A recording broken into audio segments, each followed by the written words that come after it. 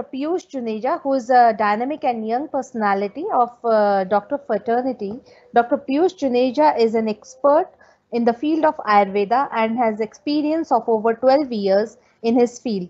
He is currently practicing Ayurveda physician and also consultant to several national and international organizations for clinical trials, R&D, business development, regulatory affairs, contracting, manufacturing. So, with this, like I called Dr. Piyush Juneja to deliver his talk, and he will be focusing on the Ayurveda treatment on mucormycosis. Yes, sir. Over to you, sir. Thank you so much. Hope I am audible. Yeah. Thank you so much, respected Chancellor Sir, Director Pharmacy, President IPA Delhi, Secretary IPA Delhi. I appreciate IPA. They are always there for these kind of events, and DIT, because I lived in Roorkee for around 35 years and I know the evaluation of DIT. So it's very good to see an institute emerging into an industry and spreading huge, and right now so many people are getting benefited. So congratulations to the entire DIT team for arranging this. And one more aspect which I want to clarify before I'm starting my talk to all the listeners. See, on one side, we always appreciate and we always congratulate our fellow allopathic doctors and practitioners, the hard work, the immense, like, in fact, they are immensely working on all these aspects in the COVID lockdown, the surgeries they are doing, saving so many lives, everything is fine. However, there is one challenge and one issue which we need to understand here is, and as I have worked in clinical research industry and clinical trial industry as well, and I have seen on one side, I will give the entire credit of saving lives and working on the ground to the doctors.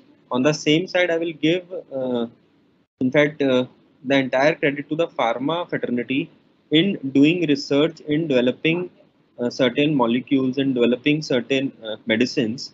As we can see at the global level, so they both work in sync, but clinical work can always be cannot always be completed without the people who are related to the pharma fraternity, because the research, the mechanism, the pathology, the physiology, the everything which needs to be correlated with the clinical medicine, and pharma people are the torch bearers of that. Because my some of my relatives, my late uncle was the NIPER director, and I have seen pharma fraternity very closely. So before starting my presentation and the talk, why I am raising this point. On one side, we have seen certain challenges as far as allopathic protocols are concerned. On the other side, we have now discovered during this COVID and on this mucormycosis as well, there are some polyherbal formulations and herbomineral formulations which are working very well. Now, the problem with Ayurveda fraternity is they are not that much inclined or that much, I will say, having an orientation towards the research, which pharma fraternity is having. You all have been trained on various aspects, which we are not. So, the onus of developing or the onus of doing research, already many pharma institutes are doing exhaustive research on phytopharmaceuticals, on medicinal plants, on herbomineral preparations. But still, on these aspects, if we can have some collaboration, because right now we are the one of the largest platform of Ayurveda doctors in India, that is indianvaidyas.com, which you are seeing on the screen. And CBD is related to the medical cannabis. In fact, this particular aspect is also growing up huge in India, and all the pharma professionals again, whosoever wants to get involved in medical cannabis, the research and the related aspects, there is a huge career avenue and potential available for all of you. So you need to understand that how we can work in sync, and accordingly then we can take it forward. So maybe in the next slide we can have. So the agenda will be very brief and very crisp, and then we will have some questions as well.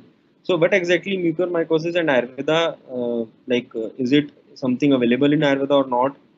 Sometimes people think that okay, COVID is a relevant new virus, So how Ayurveda can treat and how Ayurveda can heal COVID patients. But we have seen in so many patients, in fact, you can just type my name, because if you are investing next few minutes with me as a speaker, you should also understand that the person who is talking is having some footprints or not. So you can just type my name on Google. We have one of the highest rated Ayurveda clinic right now in the entire North India with around 500 Google ratings.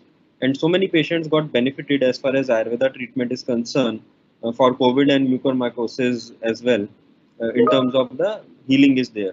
And many patients in ICU, ventilator, oxygen support, whenever they have been added Ayurvedic medicines along with whatever the standard of care was going on, we have seen fast healing and expedite healing as compared to the other patients, which was also there in the latest DRDO drug as well, that whenever that particular drug has been added, so the oxygen support reduced, the hospitalization reduced, the ventilator get off in few days only. The same we have experienced with Ayurveda as well.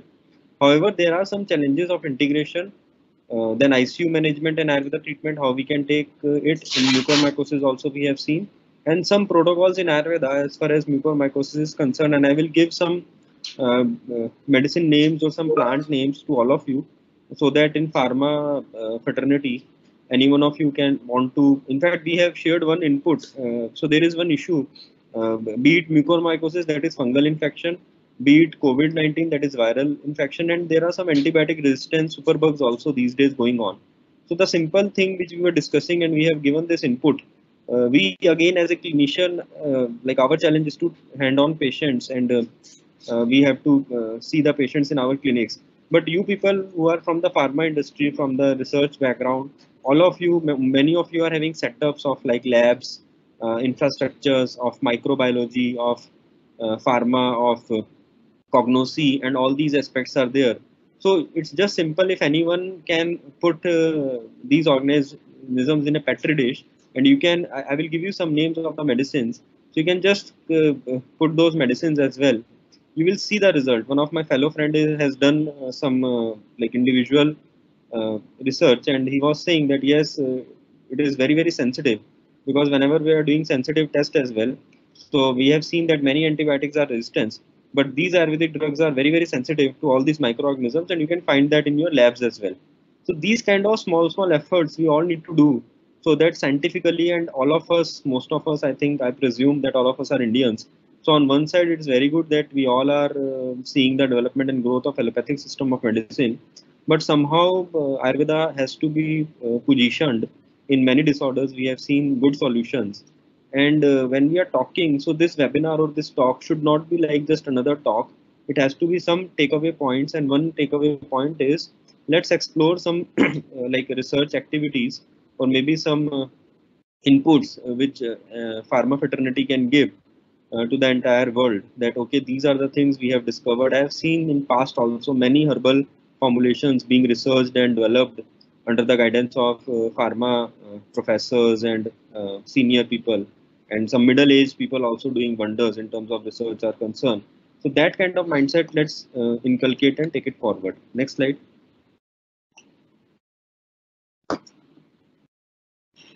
Now there are some news information. There is one doctor in Gujarat. He's doing very well. This news was there in media, and it's not just hypothetical news. They have done immense work, and all the case studies, all the data, all the details are available with them, and some other doctors who are working in Gujarat and Maharashtra also. So it's just I want to share first of all. So media tends to sensitize the things. We discourage these kind of news in terms of chamatkar and all. There is no chamatkar. There basically science is there. So we all know that as Indians, there is a tendency in media to inflate. However, the data is genuine, because as I said, we all are connected through a platform, that is indianvedas.com, and we have seen some case studies and some data of this particular doctor and other doctors also. Next slide. So we have done exercise. We have done one exercise, because why I am telling to all of you is, it's not an individual thing, and all these are very well known and very senior doctors of Ayurveda. Dr. Manohar is from US. Dr. G. Prabhakar Rao is one of the leading Ayurveda doctor in Delhi. He's with the Employee State Insurance Company, and he's there. Dr. Satyanarayan Dornala is a very senior Panchkarma specialist posted in Delhi Government Hospital, and many other doctors are there. Some are from colleges and institutes as well. Some are from South India. Dr. Kranti is from Hyderabad. So all these are very senior doctors and senior like Vaidyas, and collectively they have developed a protocol as far as the fungal infection is concerned, and we have published that on our platform as well. And they have submitted to the Ministry of Ayush also officially, and they have requested to publish, or maybe some other protocols are also there on the basis of their experience and whatever they are dealing and handling as far as the cases are concerned.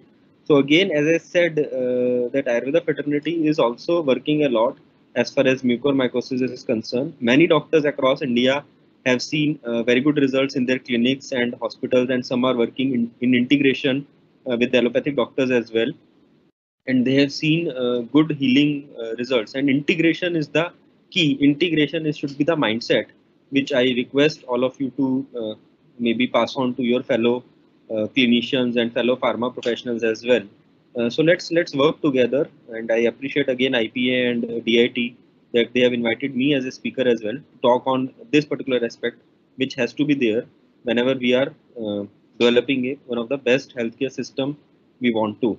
Next slide. So there are some challenges as well of integration, and when you people will also take this message out, and maybe you people will collaborate with clinicians that you have some phytopharmaceutical or some herbo mineral preparation, you want to do research, you also may find some challenges. So one is acceptance and trust. So sometimes they will have trust issues. Okay, which will it be working or not? Now they ask us as well. Now here the pharma professionals play a very important role, because see what happens is whenever somebody is asking, as I just quoted one example, whenever somebody is asking, some clinical doctor is asking whether this particular drug will work on if this particular microorganism or not, we don't have an answer as a clinician in terms of the data is concerned, but we have an answer in terms of the results. So we can show the results that these number of patients we have healed, but the mechanism, the data, or maybe the lab reports, you all are the people who can do that. In terms of, as I said again, in your microbiology labs you can test and see whether because right now we are talking about the infections, be it a fungal or virus, so microbiology will play an important role, and the cognosy people can develop the mechanism, okay, how this particular herb or this particular herbo mineral or polyherbo formulation is working. So that mechanism or that data, you people can generate and take it forward, and then maybe the fraternity will have better acceptance and better trust, because that is related to the resistance, and sometimes we are not able to start. But those who have started, we have seen very good results, and many doctors across the country are appreciating that as well in terms of the integrative approach and integration is concerned. In many states, the state government also now encouraging, and they are working on the integrative approach as far as mucormycosis or COVID is concerned. There are multiple medicines, so sometimes there is a challenges that medicine will increase. Now, another aspect, very important aspect, which sometimes we as an Ayurveda practitioner does not have any answer, but again, you people from pharma can see what are the possible drug-drug interactions. I got some answers that we can't maybe define that in some scenarios, but if possible, in some scenarios, you people can define, okay, this particular herb or herbo mineral medicine or polyherbo formulations have some interaction of a particular drug or not. I have seen, as I was talking about medical cannabis, so internationally in US, Canada, Europe, Australia, they have developed several mechanisms. It is also an herb. Cannabis, we all know, like bhang or vijaya, and in your state, in Uttarakhand, it is legal, by the way, as far as the cultivation is concerned. So they have developed the mechanisms of drug-drug interaction, and they have clearly mentioned that, okay, these particular allopathic medicines are contraindicated whenever you are giving cannabis, but these medicines can be given. So that kind of mechanism, if we can develop for other herbs and other formulations also, that will be very beneficial for the entire fraternity. And then maybe accordingly we can integrate the both pathies. Cost sometimes is there, but however in Ayurveda, cost is not that much. Availability is a challenge for Ayurveda medicines, then training and orientation of Ayurveda medicines to other pathy doctors. Maybe you people also sometimes need some basic information about Ayurveda medicines as well. And which pathy is effective, which is not, that is again a question. But right now we are not thinking on that. That can be taken care of in later stages. Right now our aim is to heal the patient. So right now today also I have prescribed 3 patients as far as mucormycosis is concerned. and they are giving them in the hospital, or one of them is in ICU. So our aim is to get them healed.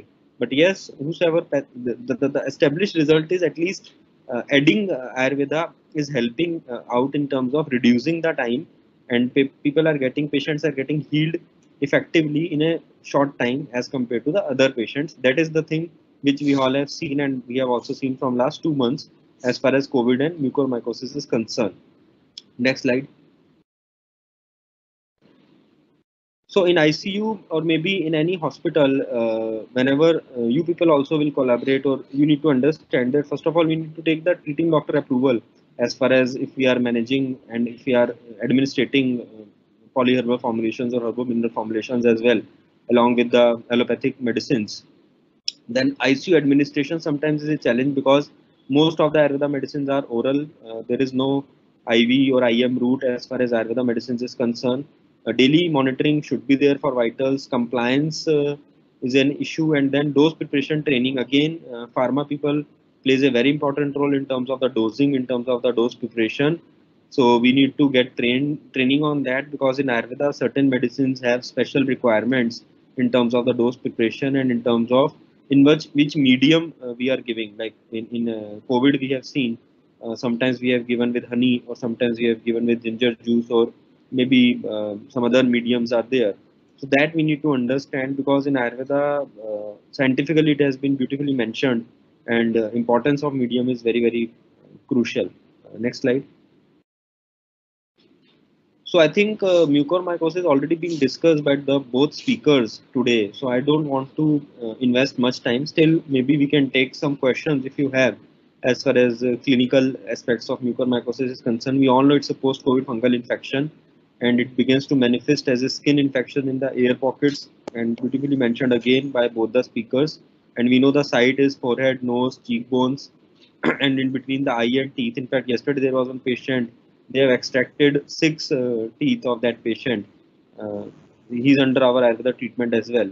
So it's a very painful situation for them as well. And then it spreads to eyes, lungs, and even spread to the brain also. So the end result is of blackening. So that's why it is known as black fungus. But otherwise, we we discourage the color coding, as already one speaker was also mentioning. So, but discoloration is there of nose and mouth, and blurred or double vision. We have seen chest pain, breathing difficulties, and all these are the symptoms after a patient is getting affected by the fungal infection. So that is the mechanism, or maybe the way in which it is getting transmitted to our body. Next slide. So these are some protocols which we have followed, and we have seen very good results as far as Ayurveda medicines are concerned. And Ras Oshadis means in Ayurveda, these are having heavy metals, gold, mercury, and many other heavy metals are there. Now there is one misunderstanding and one confusion which I want to clear here to all of you, and there is a way which we can clear that confusion. So sometimes people say, okay, these heavy metals or mercury and all these medicines are toxic, and this can harm our body. So the simple question is, whenever you are taking any medicine, these are generally in tablet forms. So whenever you are taking medicine, it will go into your stomach first, or from stomach or intestine. It will be absorbed, and that is a basic biology, I think, which we all know. However, you people have better understanding on drug delivery and that systems. But in a layman language, I want to convey, because that we are conveying to our patients and other people who are getting a confusion on this. So when it will be the thing is which has been positioned that it will damage to kidneys or lungs or these organs. So I think the only medium they will damage to these organs is blood. So whenever these heavy metals will be at a abnormal level in our blood, they will damage to the respective organ. That is the only thing which will happen when we will be taking these medicines. However, these medicines are in the nanoparticle form, and when somebody is taking this, you can do a blood investigation where you will find that all the heavy metals are under the permissible level. They are not in the abnormal level. That means the body is absorbing well, and they are not traveling much in blood and going to all these organs to damage them. However, more research and more again developed mechanisms and pathways can be there. But these specific medicines I want to quote here, be in COVID or be in mucormycosis, the Ras Aushadhis in Ayurveda, the medicines where we have seen gold is there, because nano gold and nano silver has been studied extensively in US, Canada, and many other countries. I am aware in India also some researchers are doing. It has been proven that it is doing very well in terms of controlling the infection, in terms of killing the particular microorganism which is in there our body. It has shown very good results in antibiotic resistance and superbugs as well. And same we have seen in COVID cases as well as in mucormycosis cases. Whenever we are given these kind of medicines to the patients, immediately within a few days we have seen very good results in terms of healing. We have seen decreased viral load in their blood reports. We have seen healing in their lungs, in their chest X's or HRCT.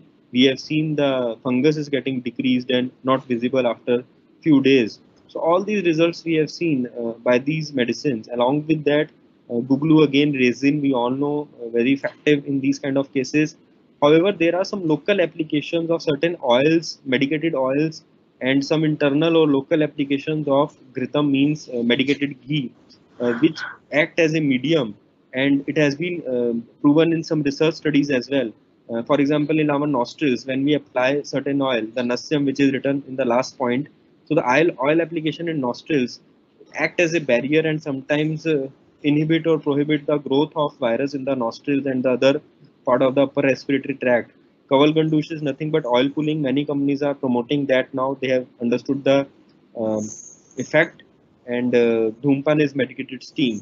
So we have done these procedures also, and because the affected organs are sensory organs and the upper respiratory tract initially, we have seen very good results along with the medicines. This Nasyam, Kavalgandush, Dhumpan, application of certain medicated oils and Gritams, and internal administration of Gritam as well, acting very well and giving us very good results in all these patients in all these cases. And again, medical cannabis, I want to emphasize, because cytokine storm, one speaker was mentioning, and it has been proven in research that the active ingredient of cannabis, that is CBD, is very effective in controlling the cytokine storm, because that happens due to the IL 6, IL 2, IL 6, and IL alpha factors, and many other IL factors, due to which cytokine storm happens, and then it damage to the lungs or other part of the body. So we have seen in research studies the data, and also we have seen in our clinic as well, whenever patients were on this medical cannabis, and along with the standard of care we have given in Ayurveda medicines also, along with other Ayurveda medicines we have given cannabis medicines as well. It has shown us very good results. In couple of days back, one Health Canada researcher also published the entire mechanism. I will share with your, I think I'm connected to your professor as well. So I will share the details with him. Maybe he can share with all of you after this webinar. So that mechanism has been established, that how it is helping and reducing the COVID virus in our body. But these are some initial researches. It can, like, it has to be more exhaustive until it will come into the mainstream. But at least we have seen results in the patients, and all these are the research areas and scope of research for all of you to explore more. Because again, as a clinician, as a practitioner, we don't have that much of time. Like, already my patients are there and we have to continue with our OPD. So still, all these medicines and all these formulations, as a clinician, and as we have connected to nearby 1 lakh Ayurveda doctors across the country from our website and our platform, our Facebook page, we have more than 155 lakh followers.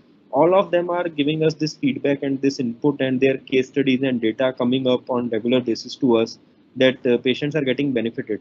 Now, the again question is the final concluding point for my presentation and talk, and then maybe we can take up the questions. Is, see, again, the problem here is it's a catch 22 situation. One side, as a clinician, we all know that good results are there. In somehow, some allopathic doctors are also convinced and they are also seen results in their patients. But the hindrance is again the mechanisms, the research, the data, the pathways, how these medicines are acting.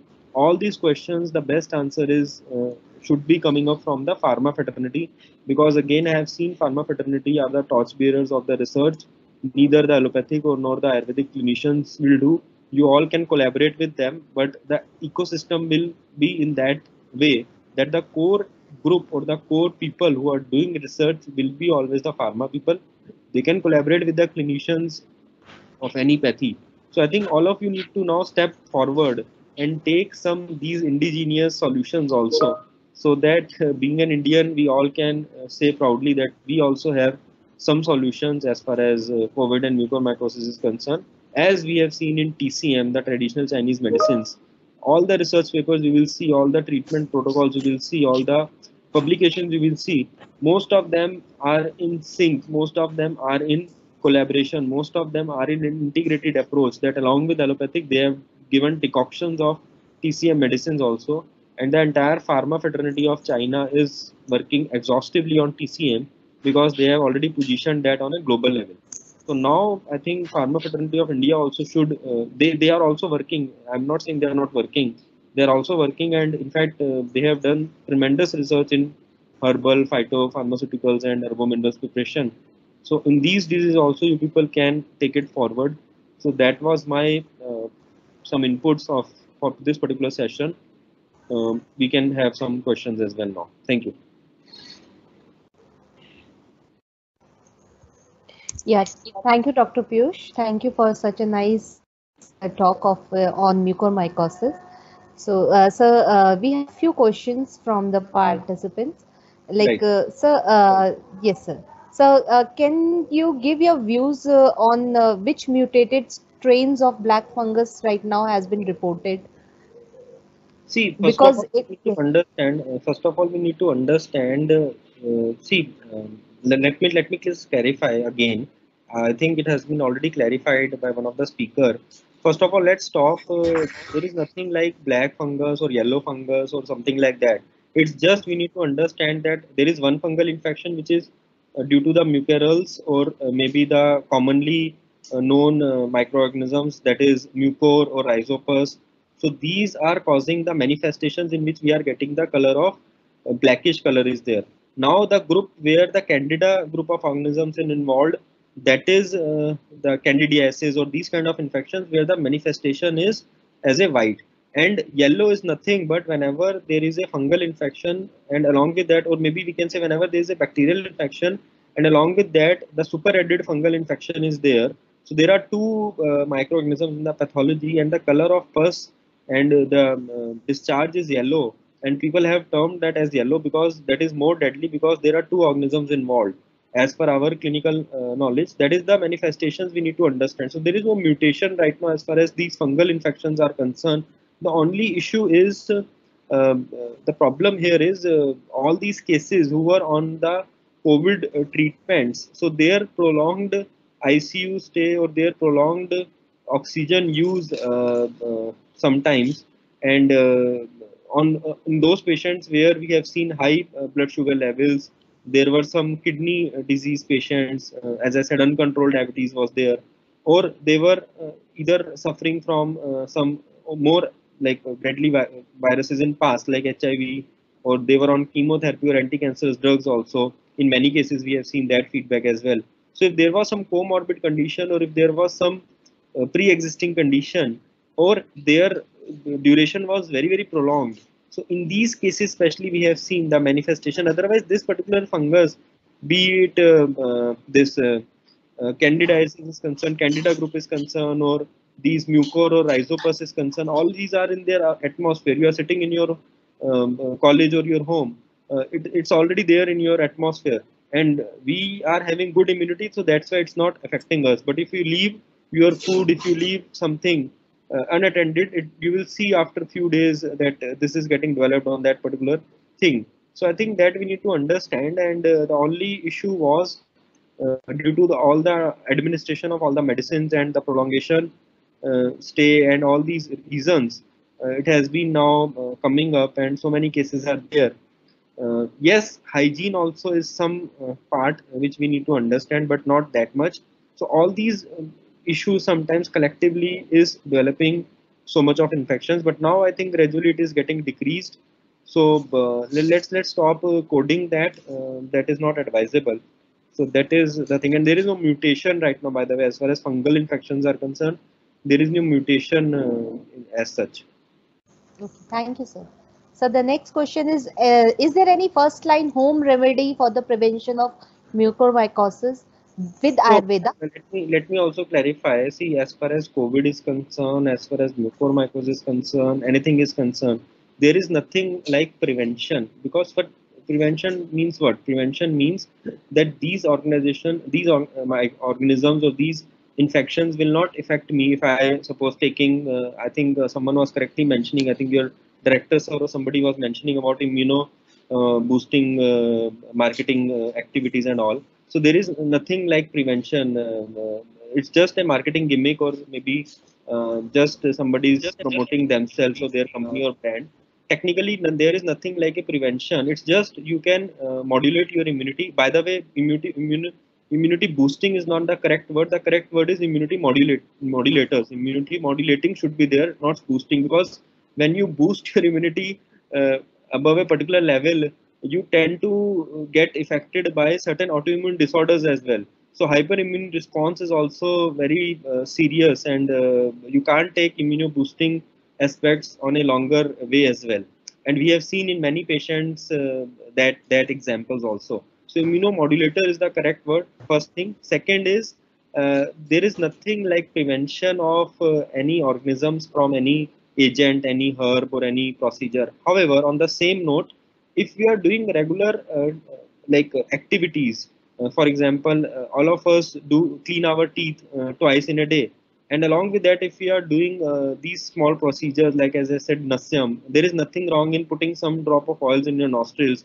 There is nothing wrong in cleaning your oral cavity or mouth, maybe by a certain oil or a certain herbal decoction.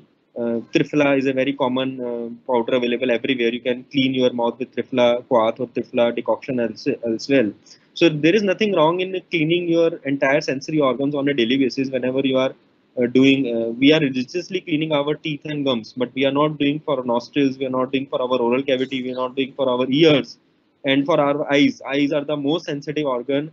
All of us are digital, all of us are sitting on the screens. The screen time has increased a lot. But how many of us are cleaning our eyes? How many of us are putting some good eye drops, maybe herbal eye drops on daily basis?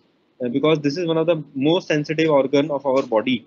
And the simple way of cleaning eye is just put some water in your mouth, some drinkable water in your mouth, and then with that drinkable water, clean your eyes. You will feel a bitterness in your mouth whenever you do that. So that means the toxins are getting removed, and you are cleaning your eyes and you are cleaning your sensory organs. So cleaning should be there. Point number one. Second, there are some herbs which are proven good antioxidants. So see, what happens is our body tends to get degenerate, and free radical tends to get increased as per the age. After 30-35, every individual will have a significant amount of free radical and degeneration in their body. Now, if we are able to reduce that, if we are able to reduce the free radicals, the degeneration will also reduce in our body, and our quality of life and overall physical and overall physiological state of our body will be at an optimum level. So now these antioxidants play an important role in Ayurveda. Amla is one of the best antioxidants. Many other herbs are there, and it has been proven in research as well. In fact, amla is the only, I will say, fruit or whatever you want to quote, having vitamin C, which is not that much heat sensitive as compared to the other vitamin C as well. So there are many herbal preparations available which act as good antioxidants. So you can maintain your life. You can have all these antioxidants which will reduce the free radicals in your body. So their quality of life will improve.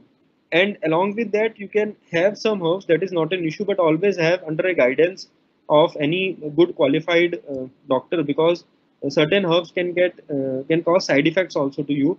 And as per your prakriti, in Ayurveda we follow prakriti, that if you are a Vataj, Pittaj or Kaphaj prakriti person, then there are certain set of herbs which can help you.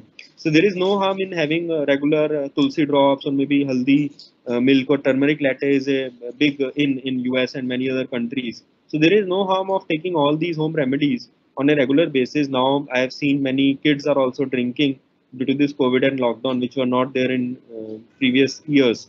So all these minor things which we can take it forward and include in our life. But yes, as far as the medicines are concerned, as far as the immunity boosting products or medicines are concerned, please do not do self medication, because that is equally harmful as compared to any deadly chemical drug you are taking. And all these marketing gimmicks, please ignore that. Always take under a guidance of a qualified practitioner. Thank you. Thank you, sir. So the next question over here is like which plant and their preparation have antiviral activities for the protection of this COVID or in Ayurveda basically. Yes, Harbal. See, there are many plants, there are many herbs which have been proved as far as antiviral or breaking the mechanism. In fact, we have seen last year, IIT Delhi has done one research with one institute from Japan. I'm just not remembering the name of that institute from Japan, but IIT Delhi in collaboration with them has done a research and they have found out ashwagandha is very very effective in terms of this particular virus is concerned, that is COVID, that is on the public domain. All of you can just type and see that entire results, and they have beautifully explained the entire mechanism at which level the particular ashwagandha herb is helping and targeting the virus. That is one. Second, tulsi, we all know it's a very common herb available and it's one of the best antiviral.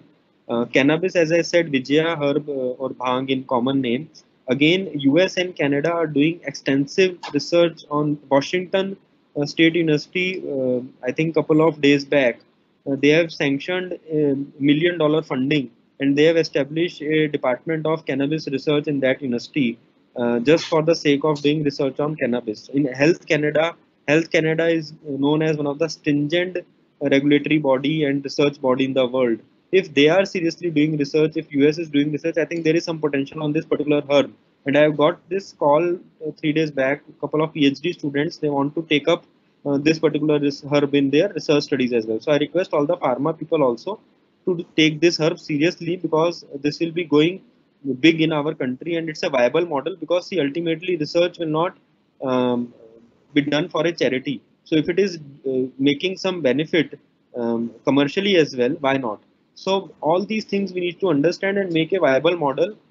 So tulsi, ashwagandha, cannabis, vijaya, then haldi, we all know the effect. Curcumin is the active ingredient, and Dr. Neeraj, I think he has closely worked with several organizations who are doing good research on curcumin. I know that aspect as well.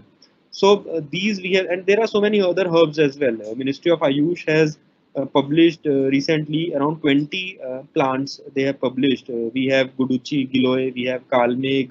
So all of you can just go to the website and see that Ministry of Ayush has released the National Medicinal Plant Board. So if you want to go in detail about medicinal plants and herbs, go to the site of National Medicinal Plant Board, and you will see that particular list they have published few days back. And beautifully, they have mentioned about 20 plants. They have taken references from some research studies from some pharma research institutes. Also, they have taken some references, and they have compiled these 20 plants, in which, as I said, Giloy, Ashwagandha, Kalme, Tulsi, ginger, curcumin, haldi, all these herbs, cinnamon also they have seen very good results. So all these herbs they have mentioned having good antiviral properties. Now the further research, the further development should be there. So all of you can take the reference from there. Ministry of Ayush has also published certain list and certain treatment protocols, and many herbs are listed there as well. So you can take references from these websites and take it forward from there. Okay. Thank you, sir. Sir, the last question out of this some clinical practices. One question is like this person who has been vaccinated and they are not having COVID, do they have chances to get mucormycosis? See, again, I repeat, first of all, vaccination does not give you a guarantee that you will not have COVID. First of all, let's understand that. See, vaccination is there and it will definitely develop a good amount of immunity.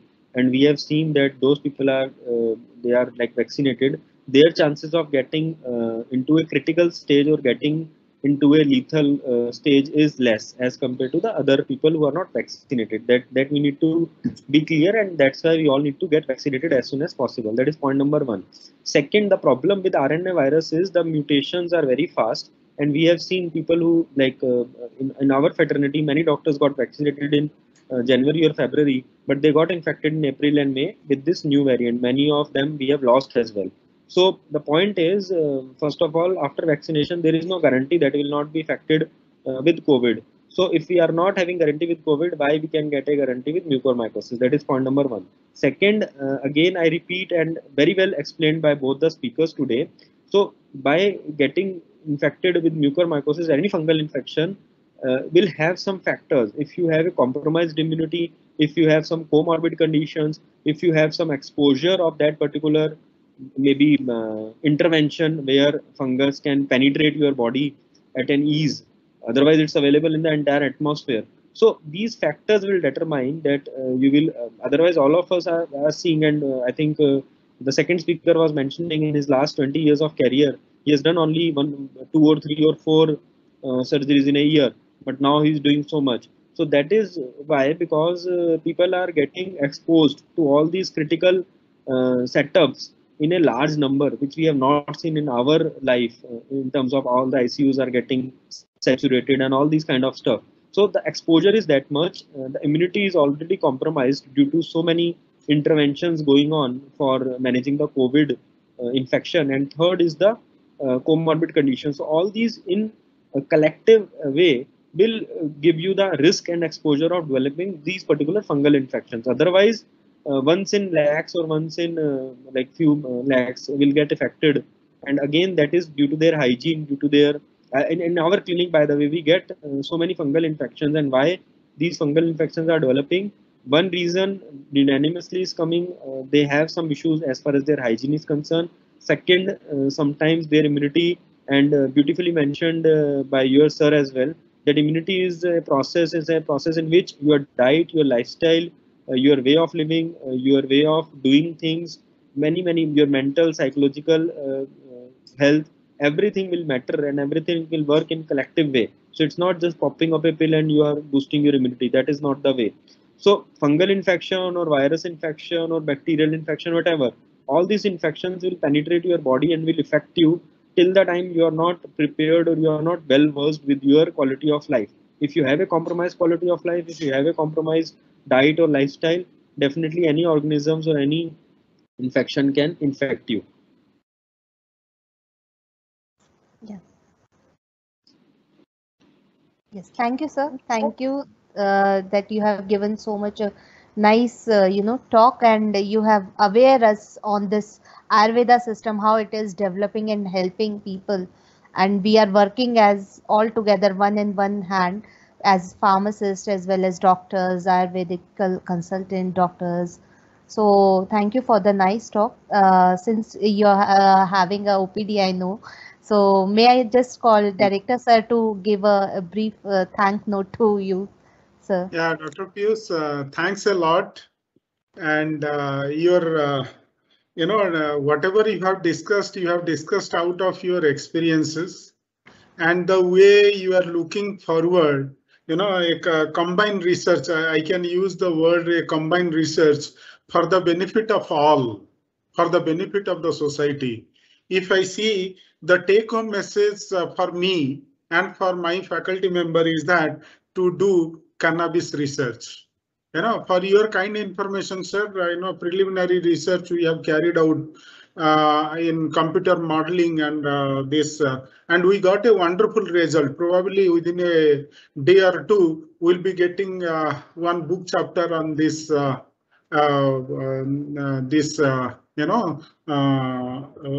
Cannabis acting on COVID-19 virus.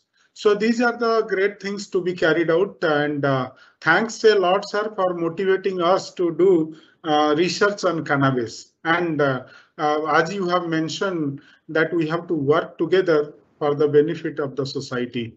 That is what, sir. And your you have a that in future, whenever I'll request you to address the society, address the pharmacy or other professionals to give a thought on research on Ayurveda. Thank you, sir. Thank you.